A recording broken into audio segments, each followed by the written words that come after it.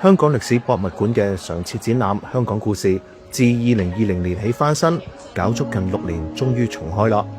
不過翻新嘅唔止係裝修，連歷史都有新嘅詮釋。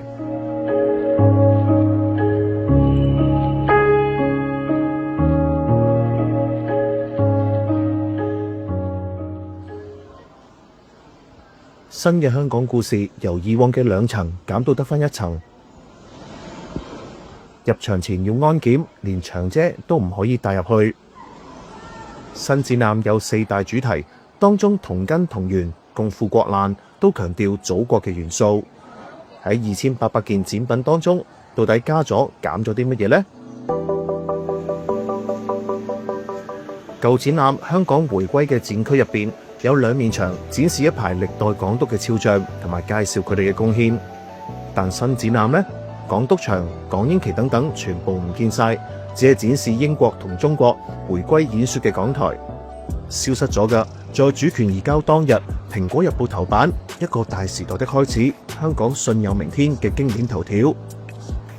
當講到鴉片戰爭後嘅英殖時期，唔少展板都寫英軍強佔香港島、強租等等，類似嘅字眼出現咗近30次。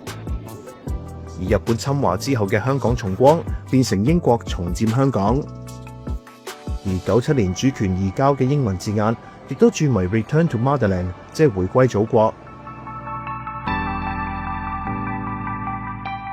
舊嘅展覽關於6·4事件嘅篇幅都多㗎，由北京天安門片段去到維園6·4燭光晚會，甚至連1989年香港8萬人遊行嘅相都有。但新展覽6·4事件只係得返一句中國官方常用嘅春夏之交政治風波，其實都係俾大家認識下香港嘅嗰啲比較敏感啲嘅，可能未必係喺呢啲度嘅場合講。敏感嘅唔止6·4事件，連6·7暴動都有份。舊展覽有提及6·7暴動嘅起源、暴動情況等等，但新展覽只係得返1張相，連個名都要改做反英抗暴。冇咗咁多嘢，咁新展覽加咗啲乜嘢呢？新展入邊有唔少強調祖國嘅元素，每個展區嘅展板上面都會有一句提醒中國同香港聯繫嘅句子。最尾一個展區與祖國同行，仲將中港兩地嘅回憶大晒冷，例如東江水供港、港人支援汶川地震、中國送國寶熊貓俾香港等等。個展覽亦以1個約6分鐘嘅沉浸式影片作結。咁我覺得係究竟佢嗰個 target audience 咩啦，無論帶出面令導致佢將嘅過程入面有啲乜嘢，知道人就依然都知道嘅。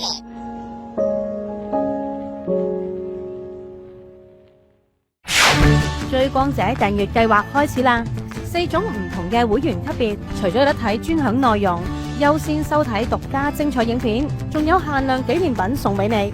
2位創辦人仲會同大家網聚傾下偈，有你嘅支持，我哋可以走得更遠，做更加多好嘅報道。一齊訂閱追光者，成為我哋一份子啦！